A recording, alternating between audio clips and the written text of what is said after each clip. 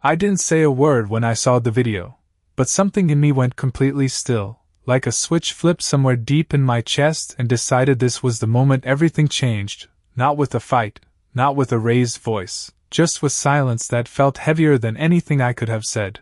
It was 11:42 p.m. when my phone lit up on the kitchen counter, the soft hum of the refrigerator the only sound in the house.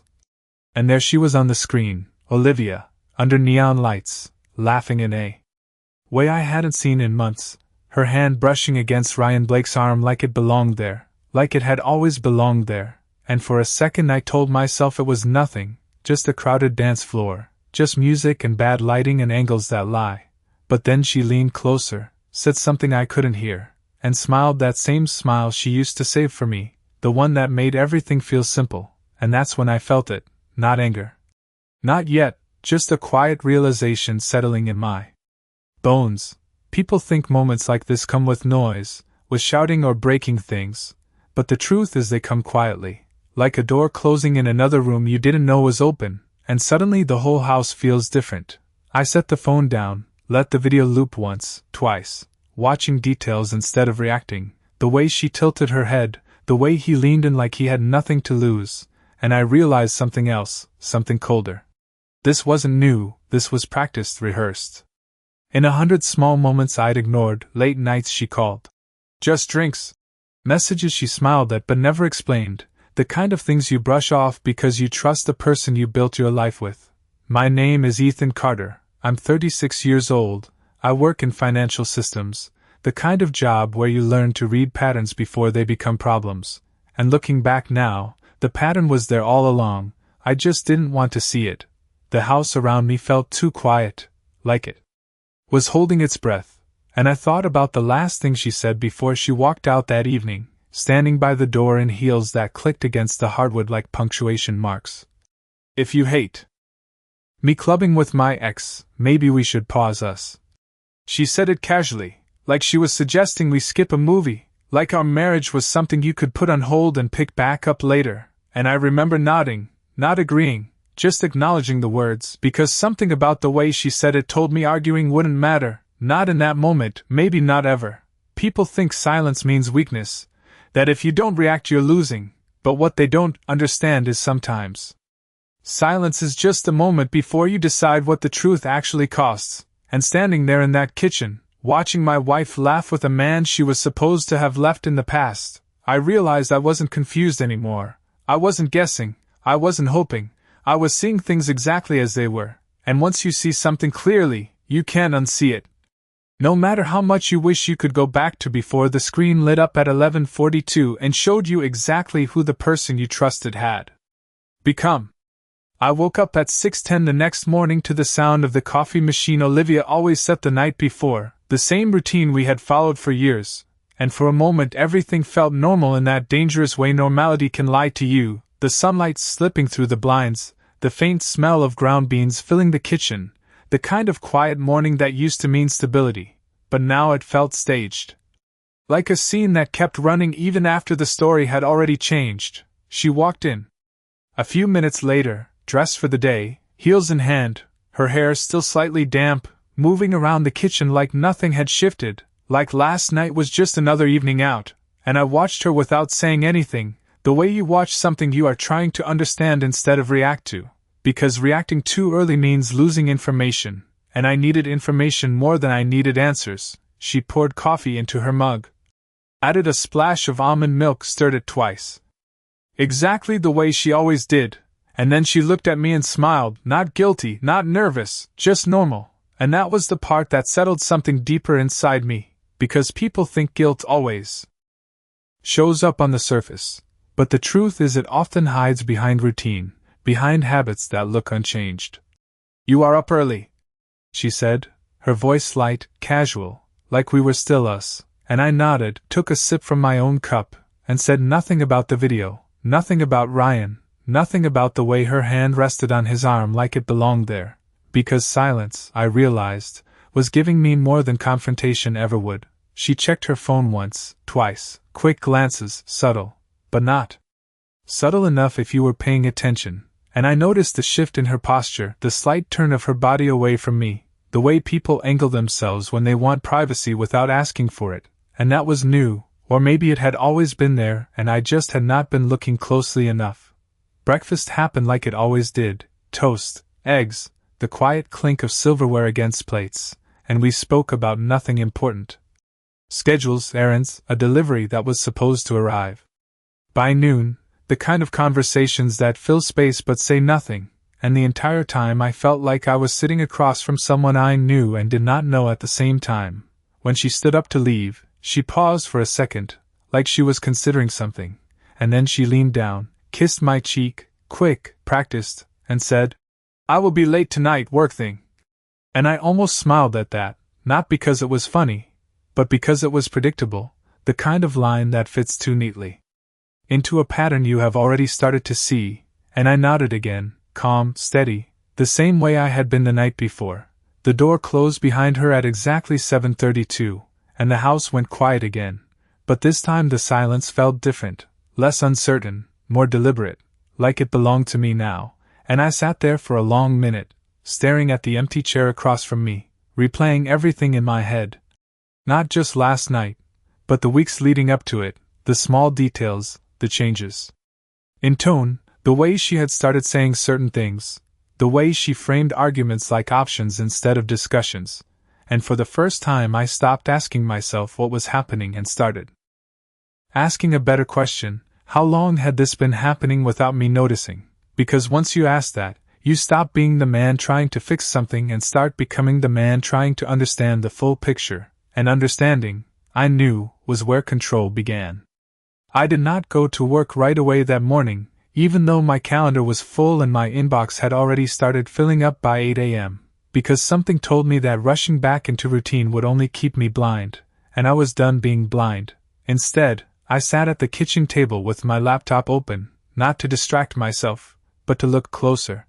To follow the pattern the same way I would follow a discrepancy in a financial report, calm, methodical, without emotion getting in the way, because emotion clouds details and details were what I needed now. The first thing I checked was simple: shared expenses, nothing invasive, nothing dramatic, just the joint account we had both used for years, the one that told the story of our daily life better than any conversation ever could: groceries, utilities, subscriptions, the normal rhythm of a stable household. Except now I was not looking for normal. I was looking for anything that felt slightly out of place, anything that did not fit the pattern I had trusted for so long. At first, everything looked clean, almost too clean, and that in itself felt like a detail worth noticing, because real life is never perfectly consistent. There are always small variations, small imperfections, and when those disappear, it usually means someone has started controlling the picture more carefully. I scrolled back a few weeks, then a few months, and that is when I saw it. Not a large transaction, not something obvious, just a series of small charges, rideshare trips late at night, locations that did not match the places she said she had been, amounts that looked normal if you did not connect them, but once you lined them up, they formed a quiet pattern, the same neighborhood, the same time range, over and over again. I leaned back in my chair, not surprised, not yet, just focused, because patterns do not lie, people do, and this pattern was starting to speak louder than anything Olivia had said to me in weeks. I opened another tab, checked our shared calendar, the one we used to coordinate schedules, and again, nothing jumped out at first, just meetings, dinners, work events. The same phrase repeated in different variations, vague enough to avoid questions, structured enough to sound legitimate, and I realized how easy it is to hide something in plain sight when the person looking trusts you enough not to question the details. I did not feel anger, not in that moment, just a growing sense of clarity, like adjusting a lens until the image finally sharpens, and once it does, you cannot pretend it is still blurry. Around 9:15, my phone buzzed with a notification, a tagged photo, someone from Olivia's circle posting a group picture from the night before, and there she was again, same dress, same lighting, same smile, but this time Ryan was not just beside her. His hand rested casually on her shoulder, the kind of gesture people use when they are comfortable, when they believe they belong in that space, and I studied that image longer than I needed to, not because I was trying to hurt myself, but because I was confirming what the pattern had already suggested. I set the phone down slowly, exhaled once, steady, controlled, and for the first time since this started, I stopped thinking about what she was doing and started thinking about what I needed to do next. Because there is a point where observation turns into preparation, where you stop collecting pieces and start understanding the board, and sitting there in that quiet kitchen, with sunlight moving across the floor and the hum of the refrigerator steady in the background, I realized I had crossed that point without even noticing it, and once you cross it, you do not go back to guessing, you move forward with intent. By noon, I was no longer reacting to what I had seen, I was organizing it, turning scattered details into something structured, something usable, because once you understand a pattern you either ignore it or you prepare for what it leads to, and ignoring it was no longer an option. I left the house around 12:30, drove the same route I always took to the office. Past the gas station on Maple, the strip mall with the dry cleaner and the small diner on the corner, everything familiar, everything unchanged, and yet it all felt slightly distant, like I was watching my own routine from the outside instead of living inside it. At my desk, I did what I always do. I worked, responded to emails, joined calls, reviewed numbers. Because discipline does not disappear just because your personal life shifts, and in a strange way, the structure of work helped. It kept my mind sharp, controlled, but underneath that routine something else was running, a second layer of thought tracking everything I had seen so far. Around 2:15 in the afternoon, I stepped out of a meeting and checked my phone, not out of habit, but with intention, and there it was, a message from Olivia, short, simple. "Long day, might grab drinks after." And I stared at it for a second longer than necessary, not because of the words themselves, but because of how predictable they had become, how they fit perfectly into the pattern I had already started mapping out, and I replied the same way I always had, calm, neutral. "Sounds good, drive safe." Because at this stage, reacting differently would only alert her, and I was not ready for that yet. People underestimate how much information they reveal when they think everything is normal, when they believe no one is paying attention, and that belief was working in my favor now. I spent the next hour reviewing more than just financials. I looked at shared subscriptions, location-based receipts, timestamps, not digging into anything private, just connecting what was already visible, and each small detail added another piece, another confirmation that what I had seen was not an isolated moment, it was part of something ongoing, something deliberate. By 5:30, I shut my laptop and sat there for a moment, the office mostly empty. The soft buzz of overhead lights filling the space, and I realized something that changed. The way I was thinking about all of this, Olivia was not hiding everything, she was managing perception, giving just enough truth to make the rest feel believable, and that kind of strategy is not random, it is intentional, it is calculated, and once you recognize that, you stop expecting honesty and start expecting consistency in the pattern instead. I drove home just before 6:15, the sky starting to dim, the air cooler, and when I walked into the house, it was quiet again, exactly the way I had left it, no signs of disruption, no visible evidence of anything out of place, and that used to comfort me. That sense of stability. But now it felt like a controlled environment, like a stage set to look untouched. I set my keys down, loosened my tie, and stood there for a moment in the entryway, not tired, not overwhelmed, just aware, more aware than I had been in a long time, and I realized that this was the part most people get wrong. They confront too early, they demand answers before they understand the full picture, and in doing that, they lose control of the situation entirely. But I was not going to do that.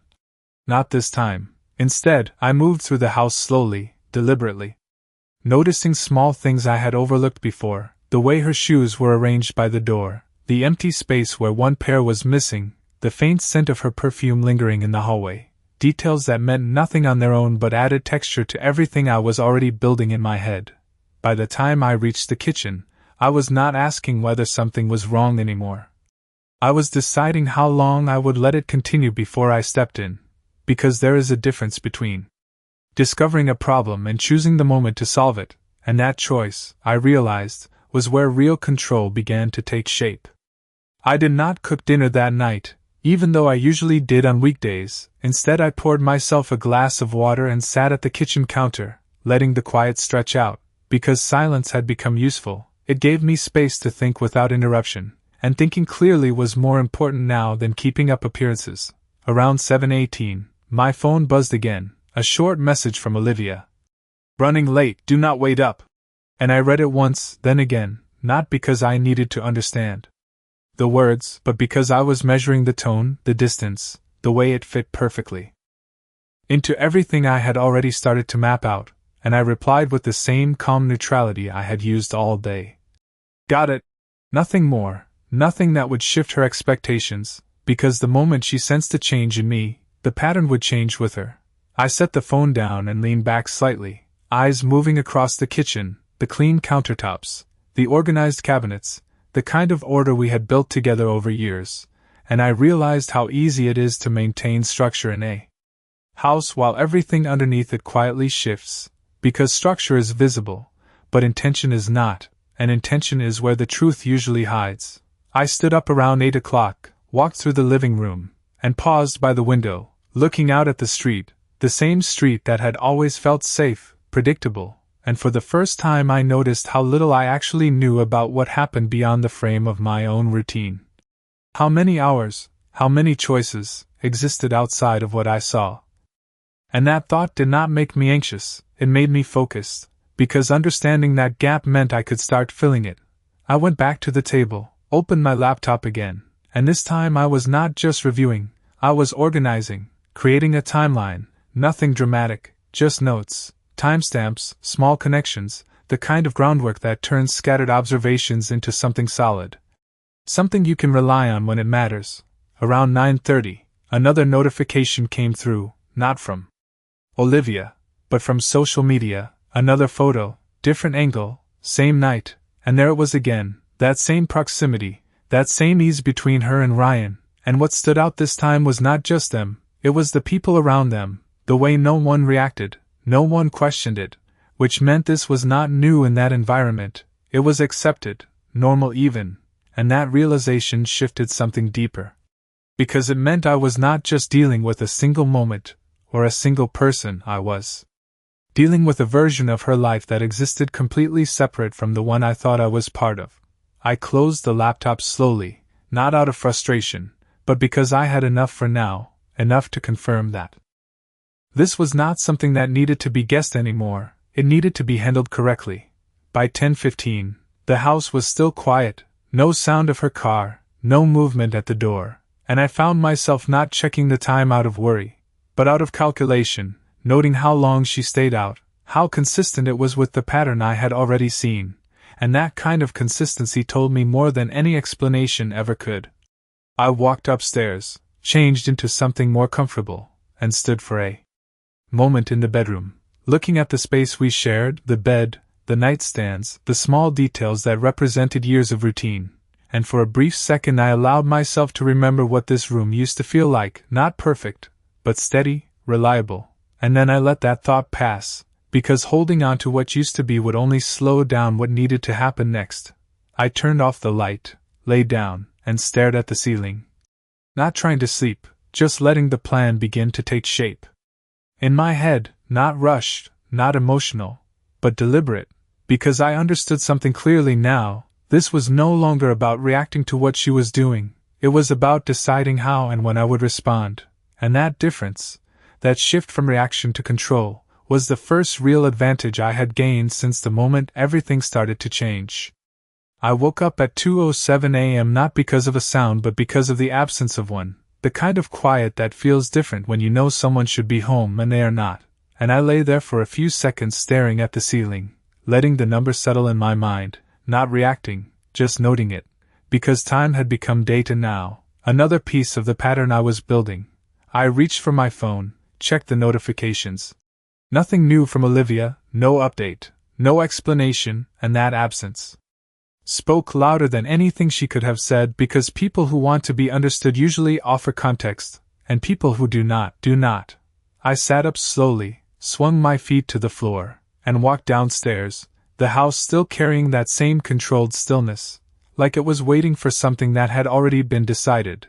I poured a glass of water, took a sip, and stood there in the dim light of the kitchen, thinking not about where she was, but about how consistent this had become, the late nights, the vague messages, the predictable phrasing, and consistency like that is never accidental, it is built over time, reinforced through repetition, and once it is established, it becomes a system. Around 2:26, I heard it. The soft sound of a car door closing outside, followed by footsteps on the driveway, steady, unhurried, and I did not move right away. I stayed where I was, listening, because sometimes the moments right before contact reveal more than the contact itself. The front door opened, the light from the hallway spilling across the floor, and Olivia stepped in, heels in hand again, moving quietly, carefully, like she was trying not to wake me, and for a second she did not see me, she just moved through the space naturally, like this was routine. Like this was normal, and that confirmed something I had already started to understand. This was not new behavior for her, this was established, practiced, something she had done enough times that it no longer required effort. When she finally noticed me standing there, she paused for half a second, not long enough to call it shock, just a slight adjustment, and then she smiled, that same composed, controlled expression, and said, "You are still up?" As if the time did not matter, as if the context did not exist, and I nodded once, calm, steady, could not sleep, I said, keeping my voice even, because tone reveals more than words, and I was not giving anything away yet. She walked past me toward the counter, set her heels down, poured herself water without asking if I wanted anything, a small detail, but one that stood out now that I was paying attention, because habits shift when priorities do, and every shift tells a story if you are willing to read it. We stood there for a moment, not speaking, the silence stretching between us, but it was not uncomfortable for her, not the way it would have been before, and that told me something else. She did not feel pressure, she did not feel the need to explain, which meant in her mind, nothing needed to be justified. "Long night," she added casually, taking a sip, and I watched her for a second, measuring the distance between what she said and what I knew, and then I nodded again. "Sounds like it." Nothing more, because the goal was not to confront, not yet, the goal was to confirm, to let the pattern continue just long enough for it to become undeniable from every angle. She glanced at me once more, maybe expecting a question, maybe expecting a reaction, but when none came, she turned and walked upstairs, her footsteps fading into the quiet of the house, and I stayed there in the kitchen, glass in hand, not feeling anger, not feeling confusion, just clarity, because that brief interaction, that controlled exchange, had given me more than any argument could have. It showed me exactly where we stood, not in words, but in behavior, and behavior, I knew, was always the most honest part of the story. The next morning did not feel like a continuation, it felt like confirmation, like everything I had been quietly observing had settled into something solid overnight, and when I walked into the kitchen at 6:35, Olivia was already there, dressed earlier than usual, moving faster than usual, her energy slightly sharper, like she had somewhere specific to be or someone specific to meet. And I noticed it immediately because once you start paying attention, the smallest shifts become impossible to ignore. She did not linger, did not ask about my night, did not mention coming home after 2 in the morning, she just moved through her routine with efficiency, grabbing her bag, checking her phone, responding to something with a quick smile that she did not try to hide, and that detail stayed with me, not because of what it meant on its own, but because of how easily it fit into the pattern that had already formed. "Early meeting," she said, almost as an afterthought, already halfway to the door, and I nodded, watching her, not questioning, not challenging, because I understood something clearly now. The more normal I appeared, the more consistent she would remain, and consistency was exactly what I needed. The door closed behind her at 6:48, and the house settled into silence again, but this time the silence did not feel empty, it felt like space I could use, and I moved through it with purpose, not rushing, not hesitating, just following the plan that had started to take shape the night before. I sat down at the table, opened my laptop, and this time I was not just reviewing patterns, I was confirming them, lining up timestamps, cross-checking small details. building a clearer picture of how her nights aligned with her days, how her explanations matched, or did not, match what was actually happening, and the more I looked, the more precise it became, like a map that had been blurry suddenly coming into focus. Around 8:10, I made a decision that shifted everything from observation into action, not confrontation, not exposure, but preparation, because understanding without preparation leaves you vulnerable, and I was no longer willing to stay in that position. I began separating accounts quietly, methodically, nothing dramatic, just adjustments, changes. That would not trigger alerts but would give me control over what I had built, because control over your own foundation is not revenge, it is protection. Every step I took was deliberate, measured, designed to stay invisible for now, and that invisibility was an advantage she did not know I had. By mid-morning, I stepped away from the laptop and stood by the window again, looking out at the same street, the same houses, the same stillness that used to represent routine, and I realized how different everything felt now, not chaotic, not broken, just clearer, like the illusion had been stripped away and what remained was something I could actually work with. My phone buzzed around 11:02, a message from Olivia. Meeting ran long, might be out tonight too. And I read it once, letting the familiarity of the phrasing settle in, because it no longer felt unpredictable, it felt expected, and expected behavior is easier to manage than surprises. I replied the same way I always had, calm, neutral, all right, and set the phone down without thinking twice, because my focus was no longer on what she was saying, it was on what I was building. People think the turning point in situations like this is when the truth comes out, but that is not it. The real turning point is when you stop needing the truth from the other person and start creating your own clarity based on what you already see, and standing there in that quiet house, with everything aligned in a way it had not been before, I understood that I was no longer reacting to her choices, I was preparing for mine, and that shift, quiet as it was, changed the entire direction of what would happen next. By the time evening settled in, I was no longer waiting for something to happen. I was waiting for the right moment to step into what was already happening, and that difference changed the way everything felt, calmer, sharper, like I was no longer inside the situation but positioned just outside of it, observing it from a place she did not know existed. Around 7:05 p.m., I left the house, not in a rush, not with urgency, just with quiet intent, the same way I approached everything else now. Controlled, deliberate, and I drove toward the part of the city I had seen repeated in the transactions, the same cluster of streets, the same pattern of late-night activity, and as I got closer, nothing felt dramatic, no sudden realization, just a steady confirmation that the map I had built in my head matched the reality outside my windshield. The parking lot was half full, lights reflecting off polished cars. Music faint but steady from inside, the kind of place that did not ask questions. The kind of place where people came to be seen or to disappear depending on what they needed, and I sat in the car for a moment, engine off, hands resting lightly on the steering wheel, not hesitating, just letting the moment settle, because once I stepped out, everything would shift from observation to presence.